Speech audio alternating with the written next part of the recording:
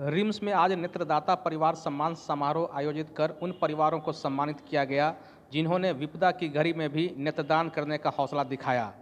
और उन्होंने भले ही अपने परिवार के किसी जन को खो दिया, पर उनकी आंखों से कई लोग आज दुनिया देख रहे हैं।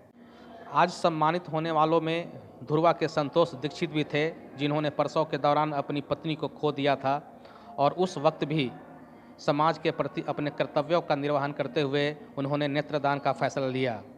आज उन्हें इस बात का मलाल है कि दान में दिया गया कॉर्निया का सिर्फ एक ही कॉर्निया इस्तेमाल किया जा सका, जबकि दूसरा बर्बाद हो गया। कार्यक्रम के दौरान एक वक्त ऐसा भी आया जब रिम्स के डायरेक्टर डॉक्टर कामेश्वर प्रसाद नेत्रदान की महत्व को समझाने के लिए गाने की बोल गुनगुनाने लगे, तो दूसरी ओर जब मौका स्वास्थ्य मंत्री को मिला तो वो कविता पाठ करने लगे।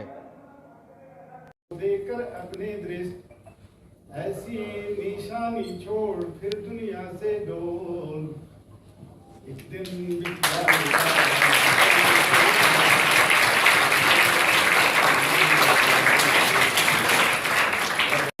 कि मानो से प्यार करे, प्यार भरा इजहार करे तो सारे संकट कट जाए, हमदर्द जिगर के तार मिले। मानो से प्यार करे, प्यार और सेवा से ही जनजीवन आज बदल सकता, पर हित से बढ़कर कार्य नहीं, इस राह पे मानो चल सकता। तो आज विषमता क्या रहती, संकट के बादल छट जाते, बस प्यार का रिश्ता रह जाता है, भेदभाव ही मिट जाते।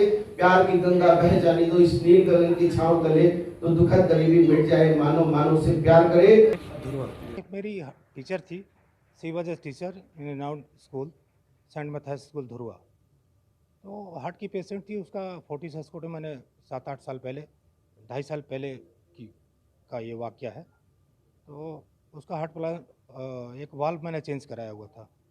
तो उसके बाद प्रेगनेंसी हुई, प्रेगनेंसी के बाद डिलीवरी हुई, डिलीवरी के बाद वो वेंटिलेटर पे चली गई। तो she was in coma, death हो गई उनकी। तो जागरूक लोग हम लोग हैं, उनकी तो इच्छा थी कि पूरा का पूरा ऑर्गन ही डोनेट होना चाहिए था।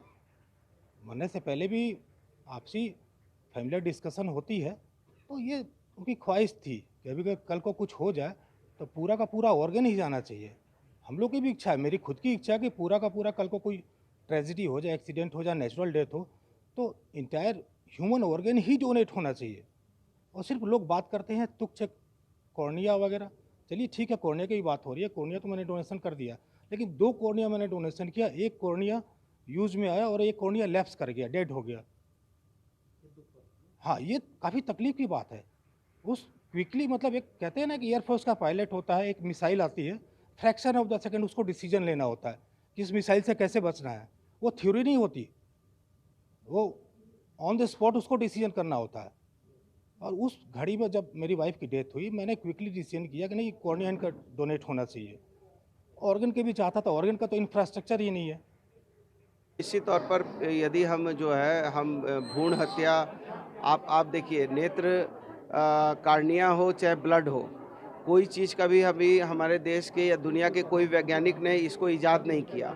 तो जो भी होता है वो हमारी एक बहन माँ जो है अपने कोख में रखकर हमको आपको जन्म देने का काम करती है, पूरे शरीर को जन्म देने का काम करती है।